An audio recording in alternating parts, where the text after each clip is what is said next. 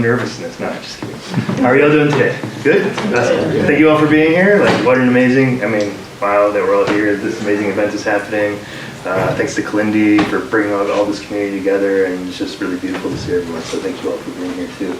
My name's Larry Norris. I originally grew up Metro Detroit area, so not too far away from here, and then I started my travels. I went to school at the University of Michigan. I studied biopsychology, and it was called cognitive science. Now I think it's called cognition and neuroscience, which so it's changed a little bit, but that was the first semester.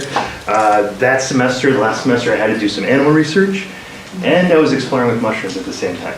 So here I am, like, sort of exploring, like, wow, I'm connected to everything, and oh, my studies around brain stuff involved having to torture rats, right? And this stuff here doesn't even get close to what I'm experiencing in my experiences. So what am I wasting my time on? There was this like struggle I had, right? Because here I am looking at the brain and not seeing, they call it the hard problem of consciousness, right? Where you can't jump from the most sort of minute neurons to the moment of consciousness. There's no understanding there. So how do we have consciousness? How do we have sort of this neuroscience? What's going on? What's the difference there? So that was a really tricky thing for me as I was exploring these mushrooms, having these profound insights, and also having this sort of animal research. So I decided to take a little sabbatical and try and go and just kind of explore a little bit more about this. During that process, I had I'm giving you my long bio here, so you have to excuse me here. Right? So during that process, I was like, okay, well, I'm going to like settle in and really have some experience here to sort of check in, what's going on, what should I do now? Here I just spent all this time studying neuroscience, and is this really what I need to be doing? So I had this really sort of, I think, critical experience for how the rest of my life set up, because it really was for me the first realization of like, there's nobody to talk to when you have some of these really, really weird experiences. This is 97, 98, something like that, right? I just didn't know anyone to talk to. And so this one experience, I'll kind of explain it for you here. It was one of those experiences where, when you have some mushrooms, at least when I was younger, right? And you kind of start doubting, you're like, are these bunk mushrooms? And you eat some more, and you don't really know for sure, you eat some more, right? So I was probably up to close to a quarter of mushrooms, which I know to this crowd is probably not that much, but for me at the time, especially when I'm not expecting to have any experience, it's like, okay, there's nothing happening, right? So I was smoking a little cannabis. I kind of already set up my evening for like, I'm just gonna relax anyway, so whatever, I'll be high and listen to some great music, or something will happen. So assume that no mushroom experience is gonna happen, I start vibing into the cannabis, right? And I see a candle that's on the other side of the room, and the candle's like flickering, right? And so I was like, oh wow, so I'm watching this candle flicker, and I'm like, I wonder if I can like sort of get into the rhythm of the candle and make the candle go out. And literally as like the thought out comes out of my head, candle goes out, right? Now, it could have been wind, it could have been any millions of things, but the shock or the surprise for me of being like, whoa, did that really just happen? Opened my experience up, because no longer was I looking for where my experience was, I was open to the potential of it, right? And then it was just like all this of like maps of stuff, circles and squares and blah, blah, blah, blah, and like I could only read it through my temples, right? And so I'd go through like, and kind of like get all this information, but the information wasn't meaning anything to me. It was just information. I knew it was information. I knew it was intense. It was sacred. It was something beyond me, but I didn't know what it was, right? And so after that experience, which was for me mind-blowing, because up to that I was like, okay, these experiences are part of me or a higher self, or there's not like an external thing happening. This was the first experience where I was like, wow, this is beyond me altogether, right? So I walked around Ann Arbor. This is so beautifully. I'm also helping out with Decrim Nature Ann Arbor, and this sort of full circle for me because I had these first mind-blowing experiences in Ann Arbor, and where I had realized like integration or making meaning of these experiences was really important, right? And so that started me on my journey. I did about a 2-month road trip around the U.S. in '98, looking for, started at MAPS, Multidisciplinary Association of Psychedelic Studies in North Carolina. They were like, well, here's a bunch of people who are doing this research, that's where they were at the time, and go check it out, right? So I went to these professors or those people or these researchers or huge peyote farm in southern New Mexico, right?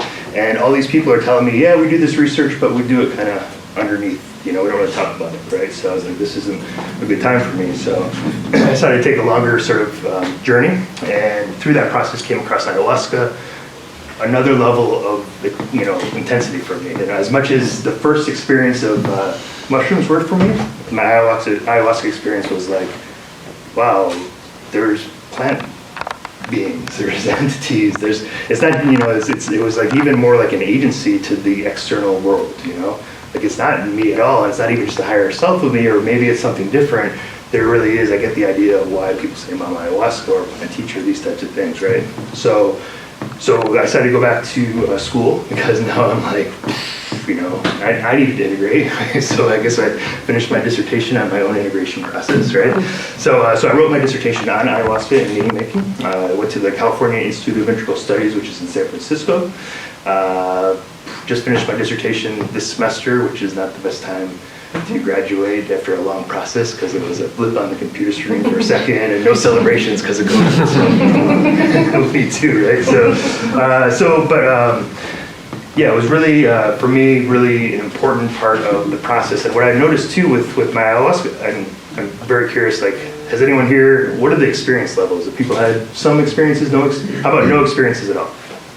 Okay, and minor experiences? Like, say, okay, yeah, and then tons of experiences. Okay, great, so there's a range here, okay, good. So for me, ayahuasca was very much like, oh, sorry, I lost track of that there. So for me, when I had my mushroom experiences, there was always kind of this edge. Like the mushrooms would go, like, for me at least, I don't want to speak for myself, go to where I knew that I wouldn't be too, like, tripped out by it, right? And then ayahuasca happened, and it, like, pushed those boundaries way out. And now my mushroom experiences are like, oh, you've been there? Let's go. You know, or you know this spot over here? Come on, you know? And so now it's like, you know, some of my mushroom experiences are becoming more like ayahuasca experiences, because there's this opportunity for this more fluid boundary area. So that's something I just kind of noticed along the way, but, you know, makes my mushroom experiences, you know, hey, let's have some mushrooms and hang out.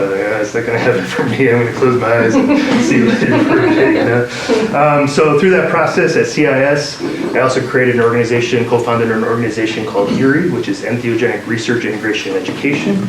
We've been focusing on educational events probably since 2011 when we started. Probably had, you know, 150, 160 talks. We had Clindy come and speak in 2016, I think. We came here in 2014 to speak at the first conference. And then he came again and spoke with us in February, which was really beautiful. And I'm going to post one of the last talks that he gave, which was a conversation with Luis Eduardo Luna, who's my mentor for ayahuasca. And they were talking about their really deep, profound experiences together and having that dialogue. And they were both just like, this has never really happened before on stage. So to kind of like use or see two perspectives on two plant or fungus matter, and both with the sort of aim of these are deep experiences, and then do you eat things or not, or, you know, where are the boundaries, or how do you know what's real or authentic or not? Is it me? Is it something else? Like all these conversations were happening, so I'll post those pretty soon. And then the last thing, which you might have heard a little bit about, which is Decrim Nature. So Decrim Nature. So that's something that's happening all over. We started off in Oakland in June. Well, I guess like I said, in January we started kind of the process of the resolution building. In June they passed. And then since then, it's been pretty much a whirlwind. I think Ann Arbor got on the train pretty quickly, you know. Berkeley, a bunch of other places. Hopefully Ann Arbor is going to be passing in September, or at least getting it to vote. We have Santa Cruz passed, Chicago's interested, New York, Boston. Like a lot of places all over are sort of moving this forward and really taking it to the area of educating their city council members. So that's something we've been working on a lot.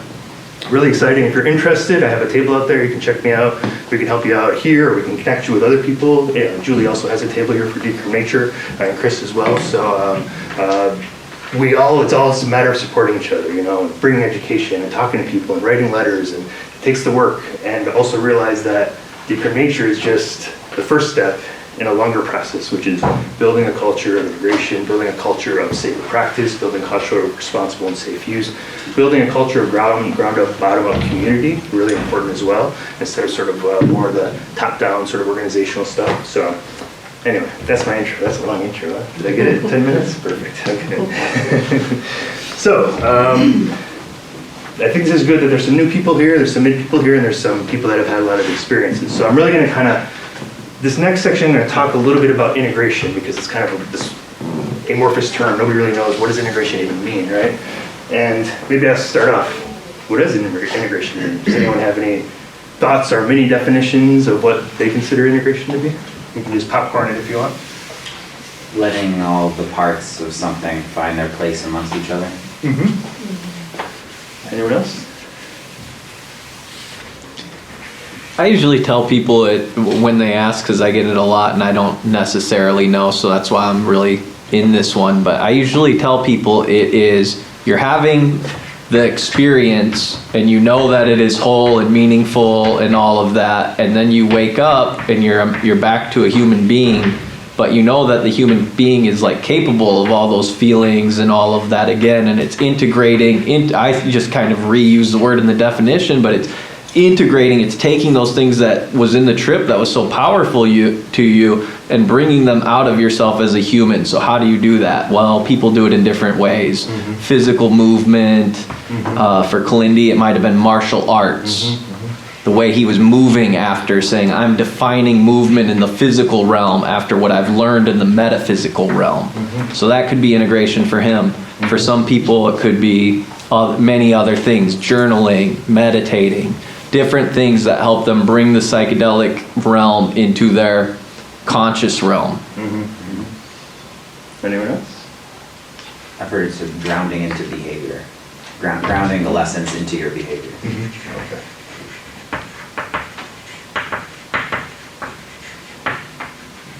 I'm just curious, so I'm going to call on you because this is a classroom. Julie, where's your definition of integration? Oh, okay. I just in this moment, I could have said a lot of things, but just in this moment, I was feeling like, because of the talk that we just saw with Darren, Sure. it was like taking the food and turning it into nutrients. And, That's a good one. Yeah, Darren inspired right there. and I like that one too because there's this conversation that kind of like, even on our Erie website, we talk about like putting it into the world, that's kind of what these are, taking these insights and putting it into the world. But here, nutrients aren't necessarily doing anything, they're just nutrients, right? And I think that's the real important part about integration right now is that some people talk about integration and it's not successful unless you've implemented the insights in the daily life. And that's exactly the quote we use on our website for Erie, so we're also responsible for this, but it unpacks the conversation, so excuse us, right? I believe, at least through my dissertation work, integration should be something like a meaning-making process, taking the food and turning it into nutrients. And implementation is the application of those insights into the daily life, taking those nutrients and putting them in the flower so they can grow bigger, right? The reason that's important is because as we've been doing a lot of circles, probably done 120 some circles across time. You do like a peer integration circle style for Erie. One of the times, this is supposed to be confidential, but I won't use any names or anything. A gentleman came into the room and was like, I had this experience this weekend. On Wednesday, the timing is going to be right. And this woman, I don't really know her that well, but she's going to have my baby. And I have to get her pregnant by Wednesday. And everyone in the circle was like, okay, so we take a very non-judgmental style. Okay, how do we sort of engage with people so they're not feeling like freaked out, like, oh, I just shared this experience, it's vulnerable, but at the same time knowing, so this would be a moment of integration and implementation. If he went right to integrating, there could have been some problems there. But we're like, hold on, let's take some time to make meaning of this. Are you on the right timeline? Did you see another place and time? There's a lot of ways to talk about this to really get an opportunity for someone to like sit back and be like, oh, okay, maybe that wasn't directly literal, I have to do this thing, right? And so that, and maybe it was, maybe you ruined the great family relationship, I don't know, but give them a moment to think about it and to sort of reflect. And I think that's really important when we're talking about this integration and implementation, also because then people won't feel like they failed at the integration process. Because there's always more meaning that can be made, right? You're always gonna find some other nuance or something that you can talk about, you can get into, and if you're like, well, integration is only if you implement those insights, then people are like, why do I even want to start? Because I had insights about multiverses, how am I going to do that, right? So that's one thing I think is really important. Now, given that sort of dynamic, we kind of look at some of the different approaches for the way people are doing integration. For Erie, our approach kind of started off from the beginning as being something where we wanted it to be peer support, non-hierarchical, non-judgmental. And the reason is that, to all the therapists in the room, I mean no harm, of course, but their therapists have sort of the power of diagnosis. You know, and if somebody says, I had this really profound weird experience, and you have the wrong therapist, it's very possible that they could always be marked as being a strange person with these weird visions or hallucinations or what have you. So whether or not that's true, that was the fear that a lot of people had, at least in the Bay Area. So how do we create circles? How do we create communities? How do we help with the isolation and the alienation that a super profound experience can have? We create these peer circles. So even us as the quote-unquote facilitators are peers. We look at it as we're all sort of students to the plants. We're all learning together. We all have some profound insights, and have been absolutely amazed at how many reflections I hear from people that you're just like, why am I leading this circle right now? Like, everybody in the circle had something great to say. You know, and that speaks to the individual experience, the personal experience, what you can get from that inner experience, that insight, right? And so, the way that we did that was to really engage that experience and to be able to let people talk about whatever they want to talk about, right? Strange as you want to be, that's totally fine. Another sort of approach is the one-on-one approach, and that's sort of more the therapeutic approach, or that can be more of a directive approach. So some people do that sort of more expansive, but it's a little bit more directive. Like, I don't know if you know Gabor Mate, he has a little bit more of a directive approach. Like, he kind of knows where he wants to go with or without you, which can be jarring for some folks, especially with big multiple experiences, you know. But he's really good at it, and his work specifically is working with ayahuasca or iboga and addiction therapy, so it actually works really well within that sort of subgroup or subculture, right? So, but for other people, it can be a little jarring. The other side of it is you could have a power dynamic, you know, so you have one person in front of you, there's no sort of checks and balances, you know, so all of a sudden, with anything like, psychedelics, entheogens, things like that, there's a hypersuggestibility quality to it. So you want to make sure that there's integrity between the person who's integrating the experience and the person that's helping to make meaning of it. And also, I think there's if you know Francoise Borzet, she's a therapist that's been doing some work in the Bay Area. I'm going to take this off because it's really hot. And so she basically says, with a therapist or integrationist specialist, you can edit. With the mushroom, there is no editing. So the same kind of things. When you're working one-on-one, it's possible for someone to like really kind of shape how they're integrating to the person in front of them. One thing that's nice about a peer circle is you don't know who's really in front of you. There's 10 different people, and so you just gotta draw with it, right? And so sometimes with therapeutic settings, people can sort of adjust or maybe not touch on the issues that they really need to touch on because of that dynamic. So that's just something to be aware of. And then, of course, the most important thing to be aware of, and this is, maybe just talk a little bit about this with the folks. Could you imagine someplace like Compass, who has big pharma, intentions, they have $10,000 a gram, and their approach to integration is artificial intelligence, right? That's what they talked about. What does that mean? How does artificial intelligence, how would it help us? What is integration if we're talking about artificial intelligence? Is it simply just repeating the questions backward or back to you? Is integration about making you more human? How is artificial intelligence going to help us with that? Does integration have to work with a self-learning machine?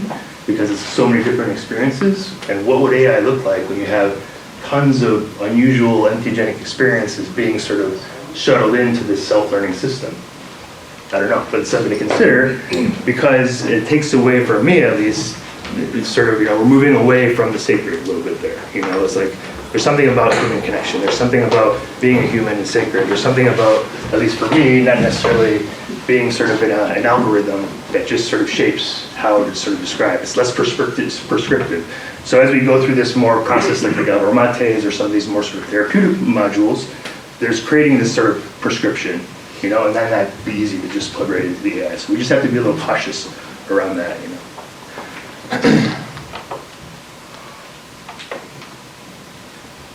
And then, let me see here.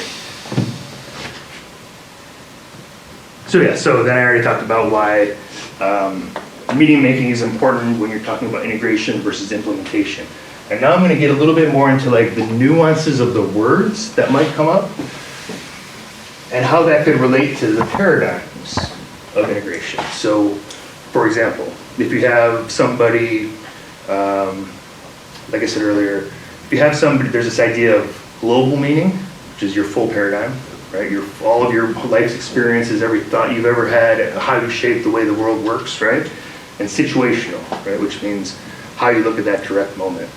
If those conflict, sometimes the global will erase the sacredness or the importance of the situation, right? So it's like, I am a mechanistic, reductionist individual, and no matter what, the neuroscience is what describes an experience, and that's it. And then you have a sacred experience, and your global meaning, your overall paradigm is so strong, they say, that was an optical illusion, that was an anomaly in my brain, it wasn't real, those types of things. So if we're talking about what's really healing somebody there, which is perhaps the sacredness of the experience, the interconnection of the experience, that's totally taken away there.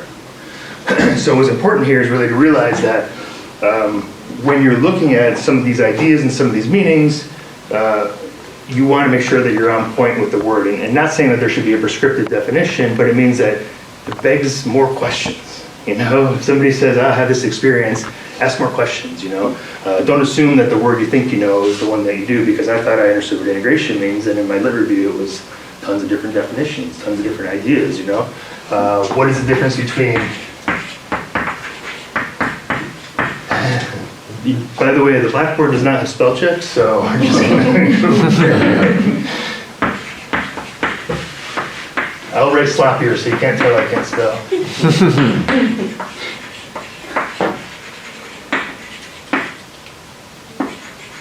Okay, so there's this idea that integration is an assimilation.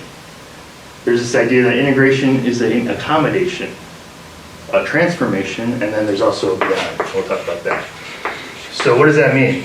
So assimilation means here's your worldview, and the information can get digested back into that worldview. Nothing really expands. Like, I had this, I had this vision that, that one time I was speaking to my mom, I was actually the asshole, and I need to just say apologies and just get over it. Those types of reflections, right? Nothing's changing in the overall worldview. You realize you made a mistake, you change the mistake, no big deal. Then there's accommodation, which is like, wow, this is no way I can be in this paradigm anymore. But it's not super transformative, It's like, okay, I always was a little bit questioning whether or not spirit exists, but now I know for sure spirit exists. So okay, boom, now you're just expanding out to this area of like spirit exists, but you can't fit that in your previous paradigm because now this is a new idea you couldn't think of before, so it's an expansion of paradigm. A transformation would be like a total destruction of your previous paradigm, just obliterated. And that could be something like somebody calls like ontological shock, right? Where it's like the example they use is for alien abduction experiences, right? Somebody comes down, maybe somebody doesn't believe any aliens exist, they have this experience where it's an alien abduction experience. So whether or not it's true to them, it's completely changed, transformed their ideas. Wow, not only something from another place come to me, but what does that mean about what we know about the world? Like, there's more than just humans that have intelligence and they're flying around and those are major questions that really tap into some of the core aspects. And when we're talking about inner experiences, there's entities all over the place. Do they exist? Do they not exist? Are they there or not? What do they do to us? That type of thing. So that would be kind of like a shake up, and then you have to sort of rebuild the paradigm, right? This last one I found in my dissertation, I thought that was really, really interesting. And it kind of like touches a little bit in sort of Buddhist theory and philosophy, which is that this is all the illusion. And our visionary self is the real self. So the quote was, we're not here to integrate that back here because this is the illusion. We're here to learn what's here and bring it back there. And that's where we're doing the integration. And this is just sort of an in-between space. And so it really like flips me a little bit in terms of like, well, how do we look at integration? Because if that is the case, what things would come from this? And this is actually, I asked one of the videos I post, Clindy this question with Luna at the talk in February. And he basically says that, he talked about, his example was the djembe drum. How people see it in the trees and then you just kind of like take it out of the tree and carve it and that type of thing. So it's basically like all the instruments, all the things that we see, all the artistic processes is that pulling into this reality, right? And so, so basically that beyond is that we're here to sort of bring the beauty here so that we can help other people here remember that that is where we're actually going, right? So it's this really nice point. He actually did a great job of connecting that. So, let me see here. That's one big area there, and that's something to consider, because again, if you're a therapist and you think that maybe, you know, things need to be assimilated into the previous worldview, or anybody really that's doing integration work, but therapists just because often there's this sort of clinical dynamic, you know, just to be aware of that there might be different things that are needed in terms of paradigms there for the individual. And that kind of goes into the whole conversation around, you know, what's a hallucinogenic, psychomimetic, ecodelic, psychedelic, entheogen, sacred plants, you know, that type of thing, plant teacher. One of my teachers, Luna, he's actually the guy who supposedly coined, I don't know if you need that at all, but it's okay. He coined the idea of plant teacher. And here's another subtle difference that you don't really think about based in Western world, which is that, you know, teacher is actually maybe a bad definition, because really what they call it is one who offers knowledge. And so there's a power play there that's changed. You know, it's not teacher, I'm teaching you something. It's here's knowledge that's being offered and you're willing to take it or not. And so it's just very, really subtle, but it's something really important in how different worldviews see these experiences, you know. So that's one thing that's pretty interesting about that. We choose the word entheogen for Decrim Nature and for Erie, mainly because over time, you know, psychedelic comes from, you know, mind manifesting. Thank you. Mind manifesting, or soul manifesting, really, right? And that came from Humphrey Osmond in the Saskatchewan hospital, right, which has a weird history anyway. And then entheogen came a little later to really talk about something that was a little less cultural norms of the 60s and 70s. How do we talk about ayahuasca, you know, ceremonies? How do we talk about iboga ceremonies? So they use this word entheogen. That's kind of what we work with. What's nice about entheogen is it's sort of morphed into this experience of natural substances versus synthetic, which I think is important. And so really talking about that, and at least for Oakland, it was really important to try and stay away from psychedelic San Francisco and really have a new opportunity to define new words. So entheogen is a good way to sort of not really be, sort of step in a word that already has so much baggage, especially in the area, you know. So, hey, guys. So another thing that I think was interesting, which I'll touch on this a little bit here, is that earlier in the talk with Darren, he talks about a near-death experience, right? So what does that really mean, a near-death experience, right? And what is a death-like ordeal? And exactly, you know, remember, this is all for us to try and understand how to help people with integration better. Because when you get these nuances, when somebody comes to you and says, I have a near-death experience, okay, so that means I nearly broke my bone, or I nearly got pregnant, or I nearly something, something, something, right? You didn't die yet. But when people are talking about these experiences in the visual world, they think they're dying, they think they're dead, you know? There's a death process that happens. So my sort of thought process in my dissertation was to really save near-death experiences for physical near-deaths, which is what Moody, the guy who came up with the term, was talking about. Somebody dies, medically dies, they go somewhere and they come back, because the experience itself is very much like a death and rebirth experience. They die, they go through the tunnel, they're in sort of a heavenly place, they see beings of light, they come back down, there's a reluctance to return. So the inner experience is not near death, it's the physical experience that's near death. So this is just something, because if somebody comes in, they don't know what near-death experience means, and then all of a sudden you say, oh, you're having a near-death experience. Like, oh, I felt like I was dying, you know? So you don't want to start off in that space. So really just ask some more questions. But in general, the death-like ordeal also becomes tricky, because you're talking about what's the difference between a passive death and rebirth experience versus somebody that's a death and dismemberment experience. There's an active process where somebody is taking a body apart and surgery and these types of things. And what's the process when somebody does surgery and the individual says, well, they took my brain out and they took my heart out and they took my organs out and they never returned them. So technically speaking, that person would be dead, but they didn't go through the process of death. It wasn't traumatizing for them, it wasn't difficult for them, right? So in the process of meaning making, that's all going to change, it's all going to vary, right? So it's just really important to sort of understand when we're talking about these different things, to really sort of dive into deeper meanings of what people mean. And it might mean you have to ask some more questions, but that's kind of the academics' fault because there's a sloppiness in terms of the literature right now. Let's see. There's a lot more to talk about there, but let's see, we can bring one more in here. Oh yeah, so here's another thing. What's the difference between a hallucination, right? Fundamentally unreal by definition. A vision, which is you're seeing something. The fabric of reality, which is like, this is the stuff, right? Moving through the fabric of reality, right? I can pull it apart and move through now. Is that still a vision? My whole body's immersed in this process, right? And also what Clindy would do, which is like, go to the Planck scale, like just go right down to the, micro macro, right? And that's not a vision, but it is a vision. It's like this fractal thing happening, right? So, so what are those different experiences, and how do they look in terms of the individual's perspective? How do they see it?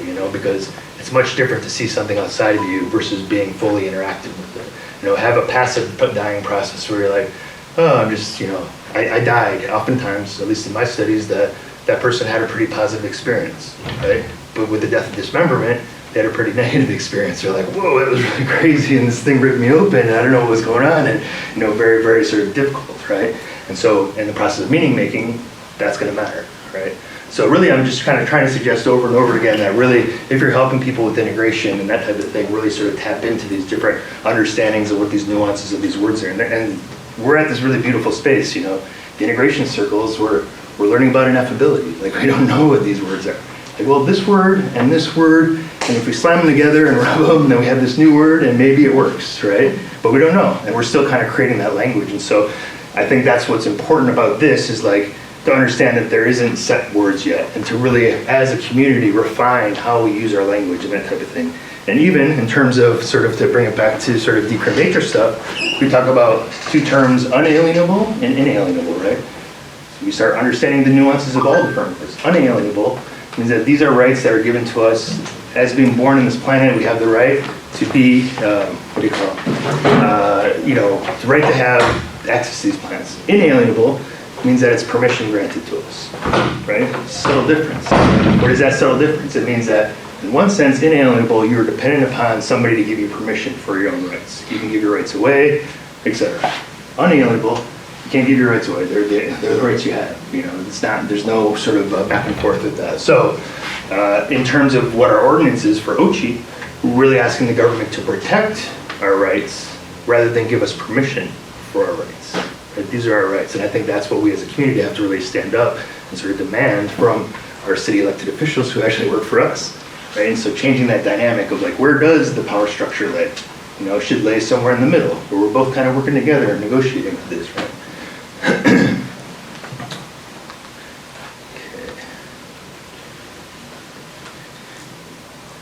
Trying to go backwards and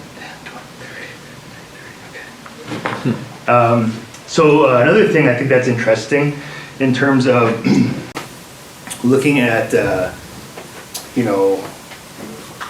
if you're seeing the conversation right now that's happening in sort of the Johns Hopkins, UCLA studies, all that type of thing, they talk about a unit of mystical experience, right? It's this idea of perennial theory, right? Everything leads to one, right? But if you look at it, a lot of indigenous cultures, there's this multiplicity. You're talking about everything is in one, or one is in everything, I should say. So there's a different approach and a different understanding. And so we have to be a little, because that was actually the one of the most significant things in terms of my study for really getting me on this track, is like, is everything a unit of mystical experience? Is everything one? And so found out that there's quite a few different types of experiences that, at least from the perspective of integration, you could spend a lot of times arguing like, well, that leads to this, which leads to this, which leads to this, which leads to this, right? Okay. But in terms of integration, someone sitting down right in front of you and saying, I don't know what just happened, this was super profound, what am I going to do about it? How can I help? And this is important to know, like, okay, was it a positive, beneficial, unitive experience? Did you get totally obliterated into a million pieces and each of those pieces grew into their own thing? Just taking account of all that.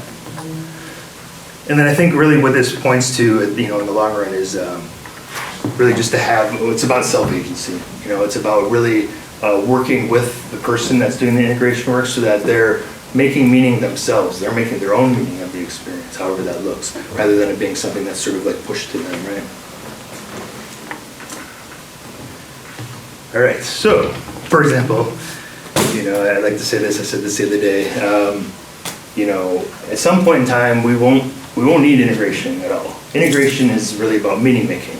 And the problem is that we're in a worldview that doesn't allow for spirit, So integration, once we are like, oh yeah, spirit exists, there's one less thing we need to integrate. It's not like so profound for us that we have to be like, oh, I need to make meaning of the idea that spirit exists. It's like, yes, okay. So in the long run, as we sort of emerge into this culture of integration, a culture of plant work, a culture of entheogens, these types of things, you can really look at this and say, meaning is coming together through our understanding of our worldview embedded in this deeper culture. So we won't have to go through all the nuances, so we can just kind of move on down our way. So, spirit exists, yes it does, we're done. It's easy. So, okay, so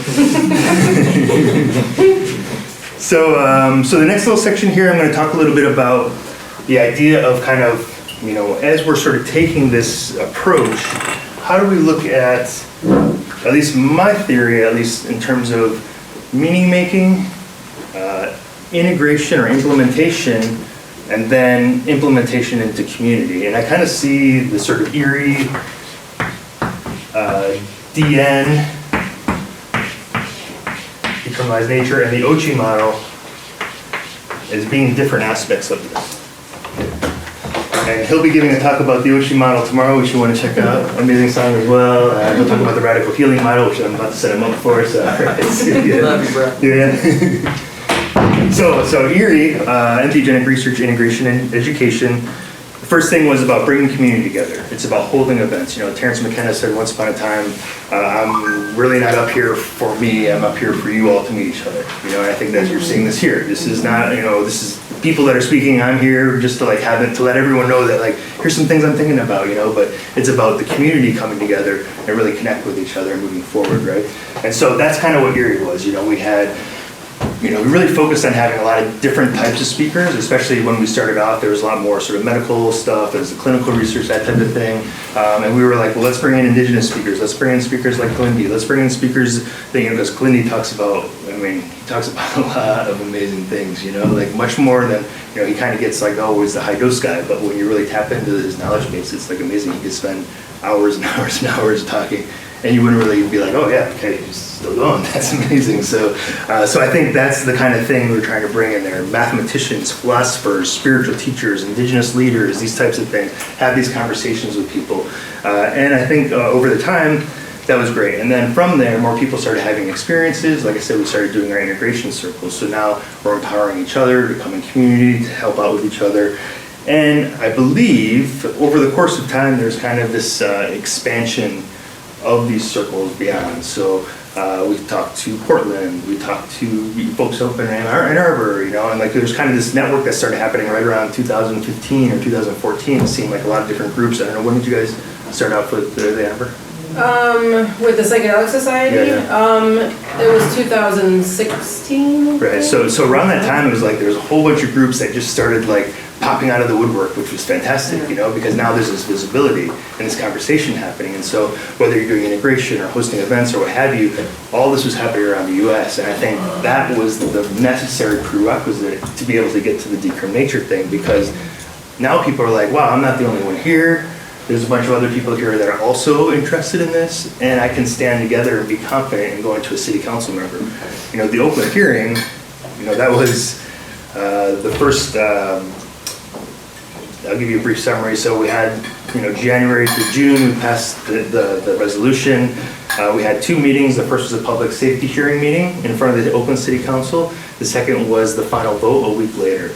The first vote in the Oakland City Council, there were probably easily 100 people there. Maybe we invited 30, 70 people we didn't know were going to speak.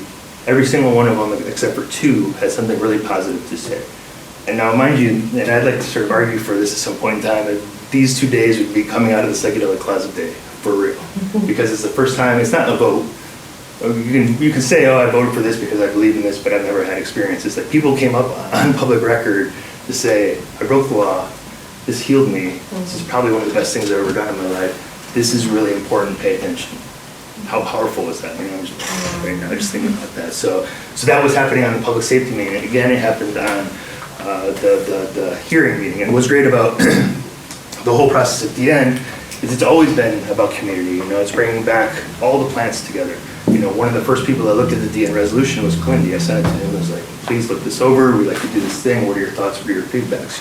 And so to have this big feedback throughout community, talking about all nature, all plants, and you can see that even in the last meeting, there was probably like 35 people, and some of the people were, story tells, you can see this on the public hearing, a woman had been sort of having some substance stuff with heroin for a long, good chunk of her life. She was ready to commit suicide. She was like done, She's like, that was like 5 years ago. I had a go experience, and here's my 4-year-old daughter.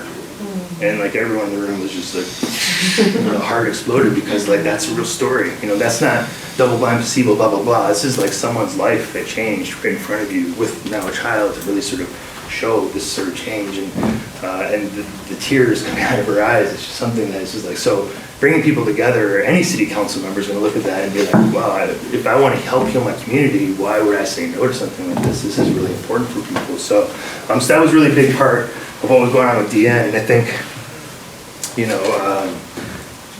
it's really beautiful to see then the sort of progress that happened, because after Oakland happened, Berkeley came shortly after, right? And so Berkeley actually called us before Oakland even passed. Now, Ann Arbor, happily, is going to be beating Berkeley. So I've been playing Berkeley and Ann Arbor against each other a little bit, and Berkeley being like, oh, Ann Arbor's coming, you guys got to get it, da, da, da. But they kept kicking it to different committees. So the process, if you do end up doing this work, try not get anything thrown to a committee, because the committee is a good way to get things delayed a little bit longer. And of course with coronavirus, it made it a little bit tricky, because as soon as that committee stopped and people can't see each other anymore, then it gets even farther down the line. So that was an issue with Berkeley. But then Santa Cruz passed in January, so January 28th they passed. They were the last place to pass, I think, before everything started shutting down. And Chicago was supposed to have a day to vote on that one through the public safety, and they got shut down because of Corona. So luckily that Santa Cruz managed to make it work. Yeah.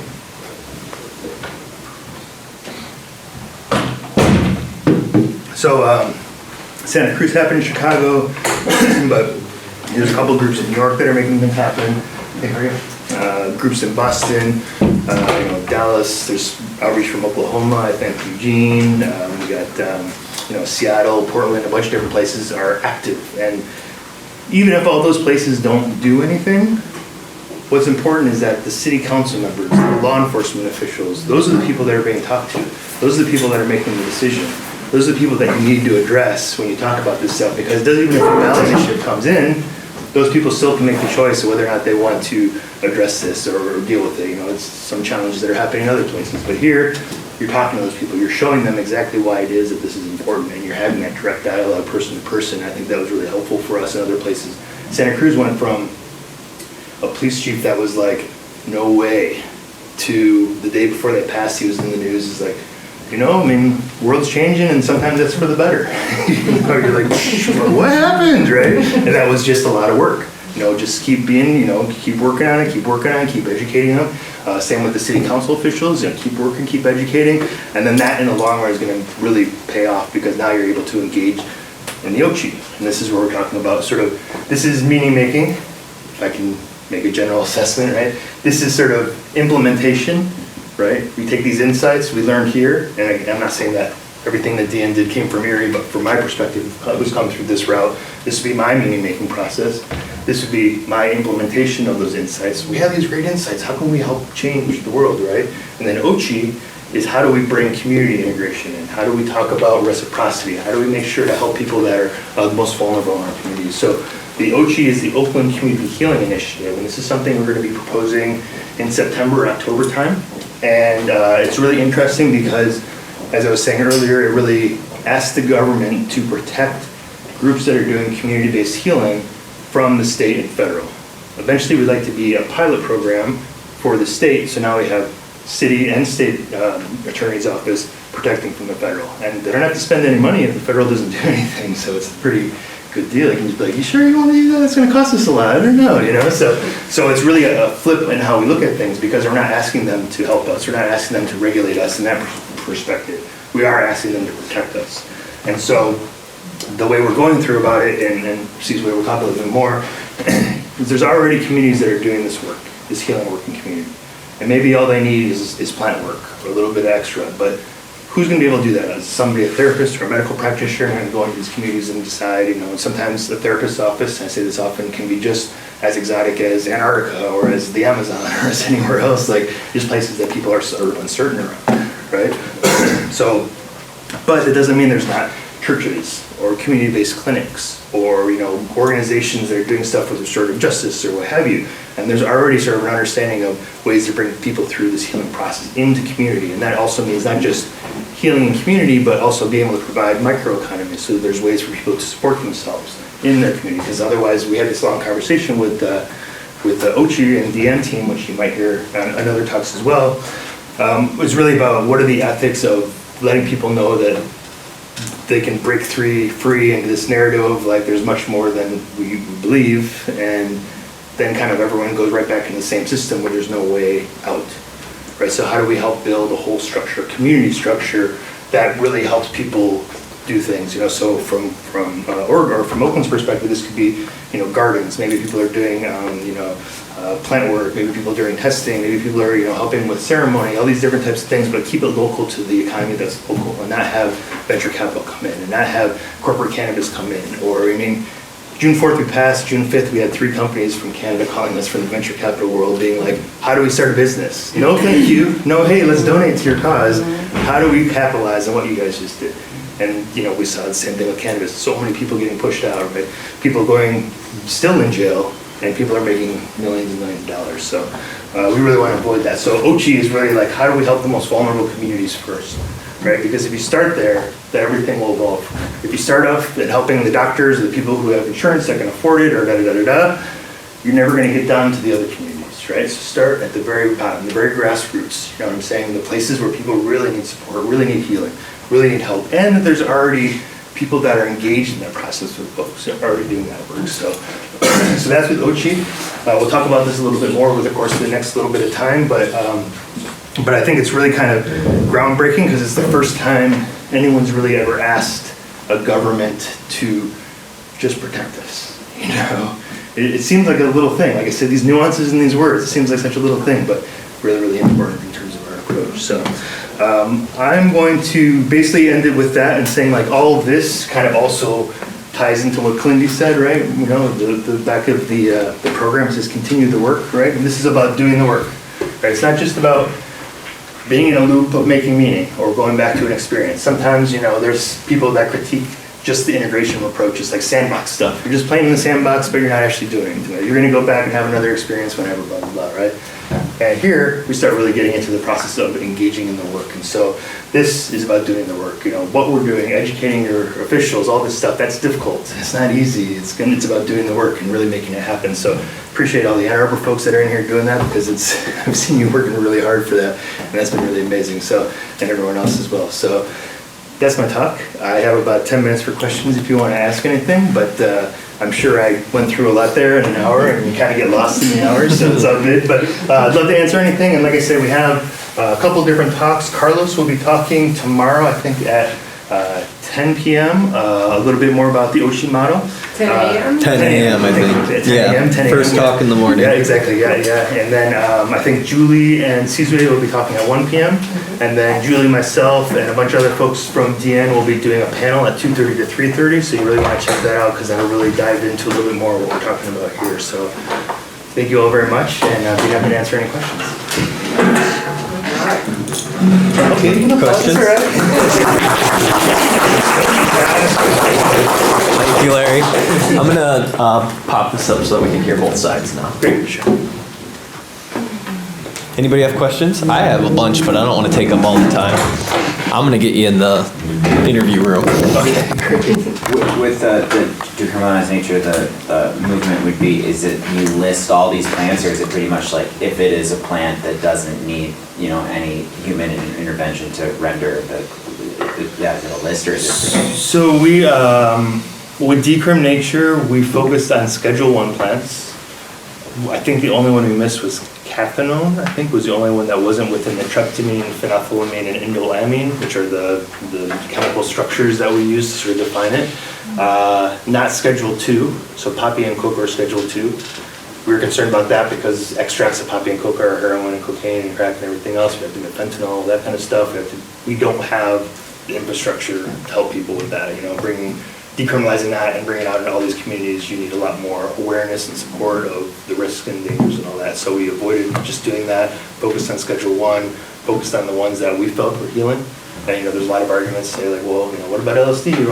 But we really want to focus on nature, not on the synthetics, because we figure it's a different conversation that we can have, which is about our right to have a relationship with nature. It's not about depending upon somebody in a chemical laboratory or whatever else. It's about our right to have a relationship with nature. That should be every human right to watch a mushroom grow or a peyote button grow. We can't even do that, which is kind of weird to think about. So yes, that was our kind of focus on that. Great. Oh, yeah, okay. Double up here. Sorry. I guess how like long or like what was the like length of time before you started implementing decriminalized nature stuff and then OCHI? Like, did you wait until you like fully decrimmed, or did you like? Well, so I guess I didn't. I guess like how far do you go with OCHI and like community outreach? You're obviously not like advertising, but like. When do you start to make that like a? So OCHI has yet. He'll talk more about it, but yeah, OCHI hasn't yet been passed. So we just put the resolution together, and it's been a year, pretty much, a year and a half from DN starting to OCHI. Now, the idea of full decriminalization is tricky because the way they have to do it at the city is eliminate funding. So it's not changing the law. This will be changing law at the OCHI because it'll be in the mandate to protect these organs. So it's a little bit more like decriminalization because it's now an actual protection. Whereas before it's like, the federal, state come after you.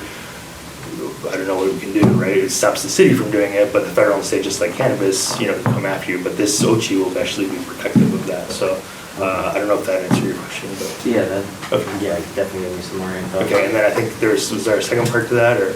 Well, like when, okay, I guess maybe so that is like an actual official thing that gets passed. So I was like looking at it more from like a community outreach point of view of like when, obviously some people do it now or in some areas where it's completely illegal still and they're still willing to work with people on like a therapeutic level. So like when, I guess like, when is that like okay if you're like working in DN like sector to then like branch that out and to do integration with the community and stuff? Yeah, so just your own personal. Yeah, integration is a different thing, because like for Erie, that was the way we straddled it all. I was like, okay, if we do education integration, people are gonna have the experience, and we're just working on other sides. The OCHI model is really about the community-based organizations deciding who the facilitator that was gonna work best with their community is, what the regulations and the guidelines might be within their communities, because it's gonna change and be different. We don't want to necessarily say this is how you gotta do it yet, because we're still learning as well, and everyone's still learning. So that would be more of a situation which is gonna happen locally in a community versus there being advertisements. And it's not about, this is a pilot program and it's only gonna have a limited amount of people because this is a pilot program. And the idea is to show benefits, but not necessarily for the city to think that they now have to pay legal taxes for 700,000 people or whatever, or 1 million people, This is about people that would be in this sort of thing. So it's sort of like a pilot program test, and if it works successfully, they basically have to repeal it in 2 years, and if they don't say anything, it just works itself in the law. They actually have to go through the process for repealing, but we'll talk about all this. Okay, cool. Yeah, cool. I think Julie, and then I think you had it as well. Yeah, go ahead. Yeah, I'm just curious, what's going on with Erie right now? What are you guys doing? Yeah, so Erie right now is doing a lot more, is still doing the peer integration circles. Peer integration. Unfortunately, with Corona, it knocked us out. Like we had Luis Eduardo Luna, Belinda Ericcio, and Kalindi were our first 3 speakers on a Thank You Plant Medicine event from January to February. And so we were having amazing events, and then all of a sudden, we can't do anything right now, including our peer integration circles are really hard to do because with Zoom, people are a little bit restricted on privacy and all that. So So we're just trying to figure it out, we're building curriculum, we're helping different groups figure stuff out, we're providing education to some degree, and that type of thing, and it's kind of hard because I'm wearing both hats sometimes, and so I was like, where's the difference between the two? I don't know, but yeah, so that's something that I think as things start opening back up again, we'll be able to really re-engage with that, but we're trying to look into online curriculum, that type What of kind thing. of curriculum are you thinking? Just around integration, I think, Integration? right now. Yeah, at least that's kind of like the focus between myself and Julie, who's the other person that's working. That's like a big part of our thing. She comes from a different, more medical, therapeutic, clinical approach, so it's a good balance between the two of us, right? So, yeah. And we'll see, obviously, as you with the Michigan Psychedelic Society, DN is taking a little bit more of the process right now, because the idea is if we can get this to happen, then there's lots of time to do integration and that type of thing, Well, I was just gonna ask, so I'm from Georgia, and it's really, things are coming, it's very conservative, so we'll say that. How do you bridge the gap? Where do you start the conversation that says, hey, we're interested in this, we want this, but everyone looks at you like you're just crazy? Yeah, so that takes, and I think, probably everyone here can speak to that process, but it takes research of who the person is. And, this is something I've just sort of been practicing over my life because of my dissertation, and everyone's question when you're like, oh, what do you do with your life? Okay, well, at some point in time, I get tired of being like, blah, blah, blah. I was like, all right, I'm just going to tell everyone exactly what I'm talking about. And realizing that everyone has an in, whether it's end-of-life anxiety. Oh, I know somebody, my grandma's about to pass away. It's the same with the city council, Somebody on, one of the city council members, her husband had just passed away, was not into this, was a very conservative person. We told her about this, and she was crying, I wish my husband had known about this before he passed away, because he was so scared of death. And this was something that really bothered. And so it's just, you don't know, or better in PTSD therapy, or, addiction therapy.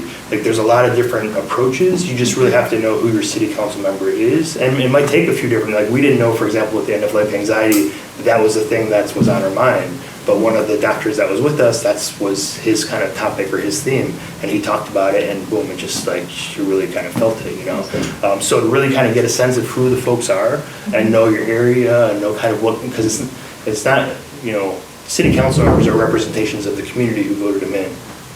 So really that speaks to the community. So even if you can get people from different communities and say, I'm a constituent in, this district or this ward, and then you can have conversations that way. But it's possible, even in the most conservative, we have Oklahoma City, a lot of places, Dallas, they're having these conversations. So it's easing, all these conversations are easing the cultural tension, so to speak. And so I just keep pushing. And once these guys in Ann Arbor pass, it's gonna fly it open. So Yeah, I got a question. Where do you see? Is there anyone else? Because I know you'll probably ask a lot. Yeah, I do have a lot. So go ahead. Anyone Any else? questions? No.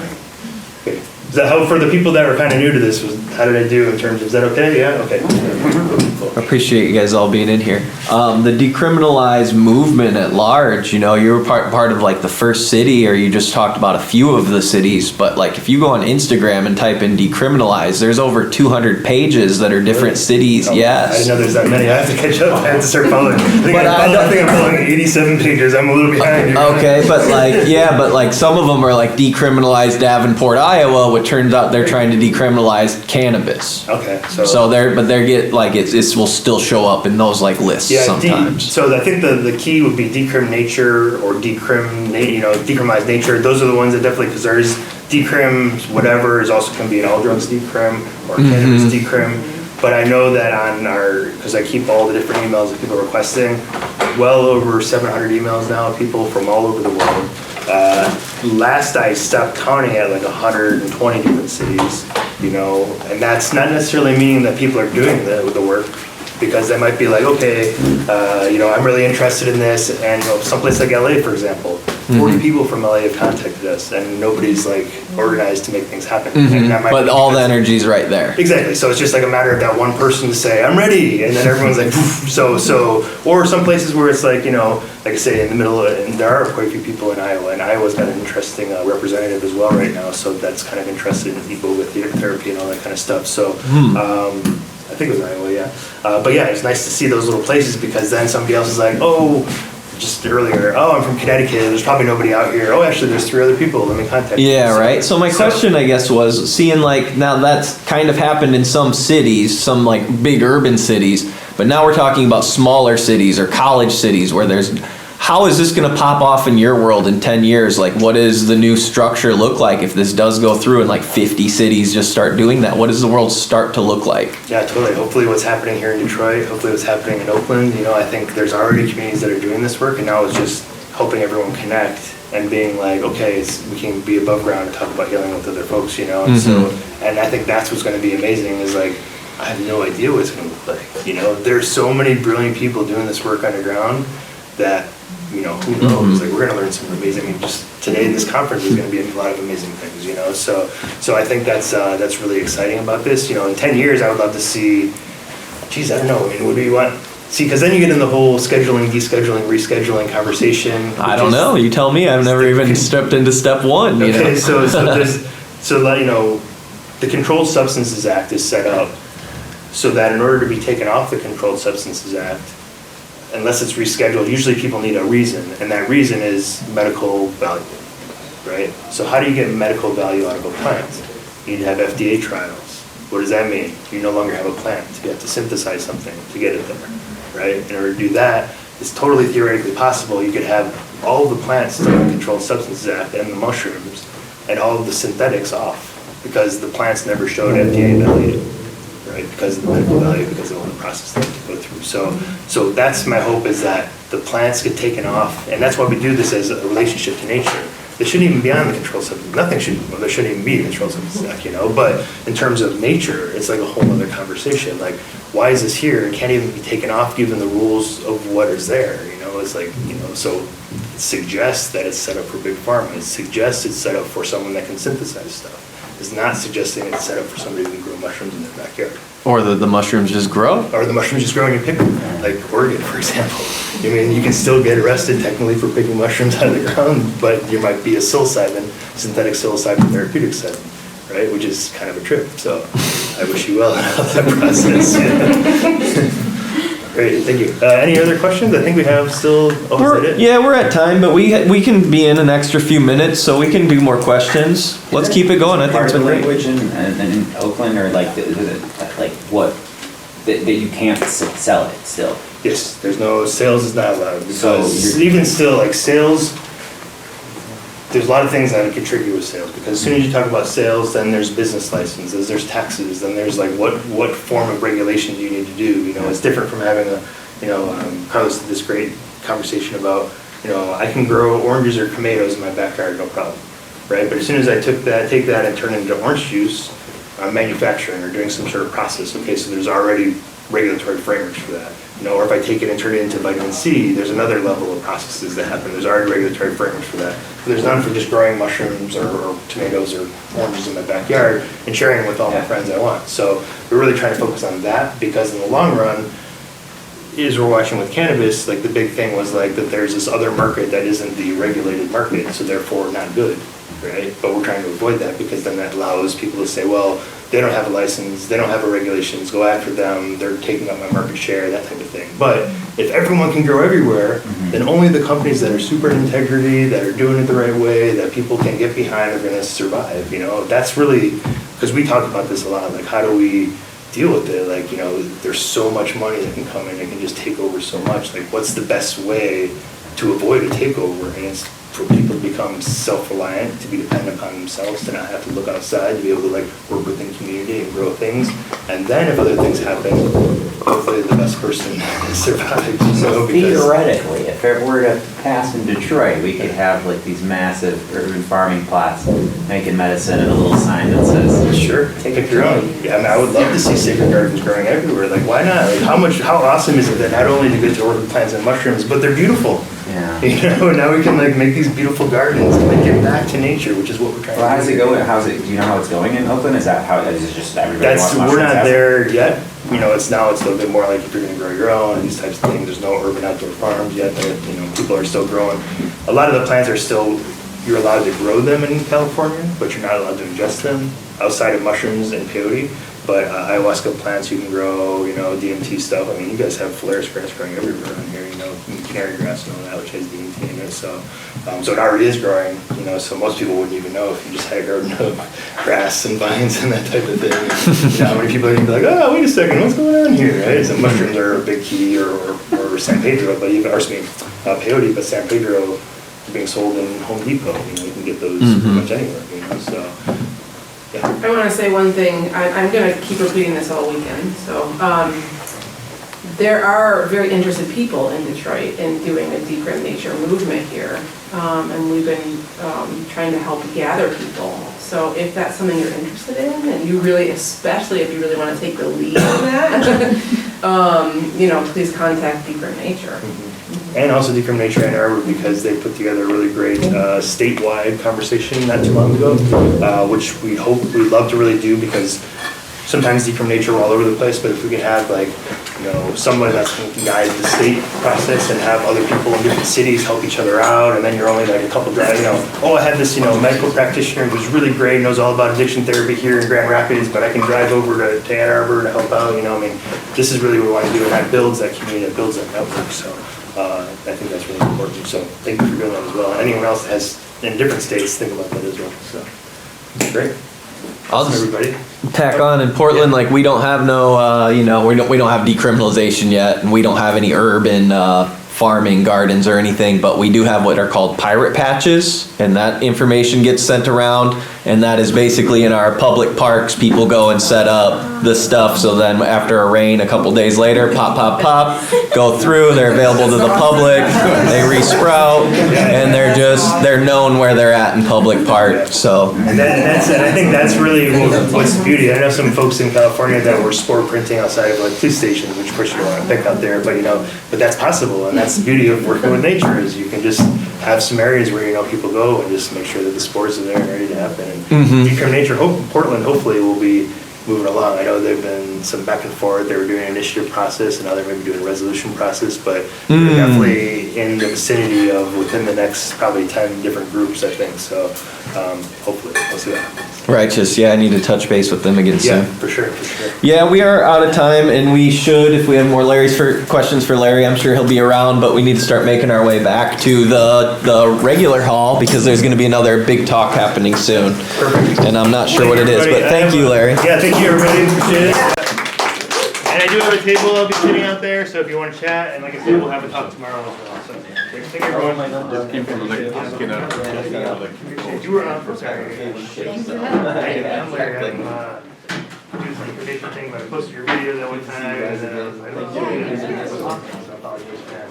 That was a good question about Atlanta. I thought about Great. why you wouldn't get some parties guys and make them. The thing is just